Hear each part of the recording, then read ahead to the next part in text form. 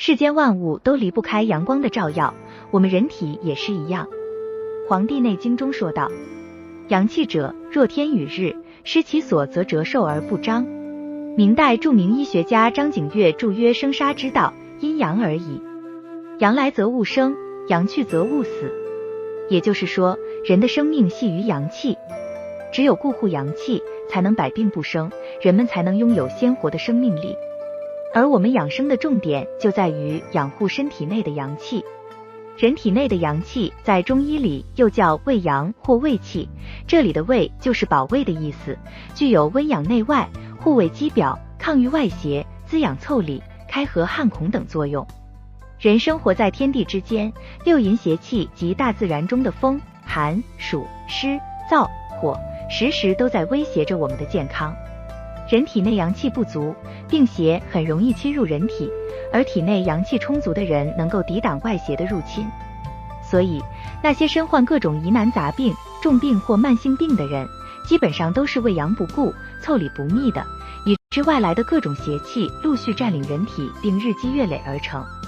导致疾病的原因，除去自然界的六淫邪气，还有人体内部的七情。也就是说，情绪波动过大就会伤害五脏，导致病变。而人的情绪就是在阳气不足的情况下起伏最大，阳气充足的人通常比较乐观，阳气不足的人则容易悲观绝望。所以养好阳气，人的情绪也会慢慢好起来，由于七情过度而导致的病也就离我们远去了。总之，阳气就像天上的太阳一样，给大自然以光明和温暖，失去阳气，万物便不能生存。而如果人体没有阳气，体内就失去了新陈代谢的活力，不能供给能量和热量，生命就要停止。中医学中有这样的说法：气聚则生，气壮则康，气衰则弱，气散则亡。这里的气就是指人体的阳气，也称为正气、元气即真元之气。我们知道，人体阳气充足，免疫力就强，就能战胜疾病。那么我们身体的阳气究竟从何而来呢？《黄帝内经》中说：真气者，所受于天，与骨气并而充身者也。也就是说，阳气是由父母之精所化生，由后天水谷精气和自然清气结合而成。父母之精气是先天之本，阳气的强弱首先由先天之本所决定。也就是说，父母身体都很好的孩子，将来身体也会比较好，免疫力也比较强，不容易得病。阳气虽来自父母之精气，但这些先天带来的元气只够维持7天的生命。要想活下去，就要吃东西，呼吸自然之气。因此，人体阳气在很大程度上还是要受到后天之本，即水谷精气和自然清气的影响。有的人父母身体不是很好，先天阳气没有那么充足，这样的人虽然自小免疫力低，体弱多病，但如果他知道自己先天条件不好，很注意养生，懂得养护自己的阳气，也能长寿。由此可见，阳气是我们生存的根本，它的强弱取决于2方面的因素，即先天之本与后天之力。因此，养生就要珍惜父母赐给我们的生命力，遵循健康的生活习惯，好好养护后天之正气，这才是健康长寿的根本所在。中医所说的阳气是由先天之精气、水谷之精气和吸入的自然界清气组成的。先天之精气其实代表的是先天之本的肾，肾为一身之阳，就像人体内的一团火，温煦照耀着全身，涵养着人体的阳气。养好肾，才能保障人体气血畅通，阳气充足。因此，养阳一定要先养好肾。具体说来，养肾可以从以下4个方面着手。第一，节制房事。在中医的抗衰老理论中，长保肾精为一项基本措施。对此，前人早有定论：20者4日一泻，30者8日一泻，40者16日一泻，50者20日一泻，60者当必固而勿泻。总的意思是对房事要有节制，既要节而少，又要宜而和。只要做到节欲保精，就会阴精盈满，肾气不伤，精力充沛，从而有利健康。第二，调畅情志，恐则伤肾。只要精神愉快，心情舒畅，则肾气不伤。肾气健旺，五脏六腑得以温煦，功能活动正常，身体才能健康。第三，爱护脾胃。养肾一定要重视对脾胃的调养，平时应当对食物合理调配，烹调有方，饮食有节，食宜清淡，荤素搭配，忌食秽物，食后调养。第四，起居有常。古人曾提出春夏养阳，秋冬养阴的护肾法则，所以在春夏应该是夜卧早起，广庭于步，以畅养阳气；在秋冬应该是早卧晚起，以待正光，以收敛阴气。若能做到起居有常，自然肾气旺，达到抗衰老、保健康的目的。不过，既然提到肾为身之阳，于是有的人可能就会认为肾虚就会性功能不好，吃了补肾药就能补肾壮阳。在现实生活中，持有这种观点的人不在少数，然后直接自己选药，这样就导致了一系列用药错误的情况出现。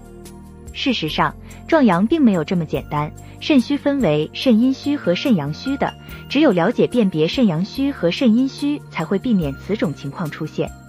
下面我们就为大家解释一下。在中医理论中，肾不仅仅是一个有形的脏器，而是肾脏及与其相关的一系列功能活动的总称，如人的精神、骨骼、头发、牙齿等的病理变化都可能与肾有密切关系，其范围较西医要广。肾的精气从作用来说，可分为肾阴、肾阳两方面，肾阴与肾阳相互依存，相互制约，维持人体的动态平衡。当这一平衡遭到破坏后，就会出现肾阴、肾阳偏衰或偏盛的病理变化。在临床上，肾阴虚比阳虚更为常见，因此补肾就是壮阳的观念存在一定的误区。肾阳虚的表现是面色苍白或熏黑，腰膝酸冷，四肢发凉，精神疲倦，浑身乏力，阳痿早泄，便不成形或尿频、清肠、夜尿多，舌淡苔白，五更泻等。而肾阴虚的表现是面色发红，腰膝酸软而痛，眩晕耳鸣，齿松发脱，遗精，早泄，失眠健忘，口咽干燥，烦躁，动则汗出，午后全红，形体消瘦，小便黄少，舌红少苔或无苔。在治疗和自我调养、保健时必须对症进行，才能起到应有的效果。引起肾虚的原因很多，但常见原因还是房事过频、一泻无度所致。房事的频度因人而异，一般来说，以房事后第二天身体不发累、心情舒畅为合适。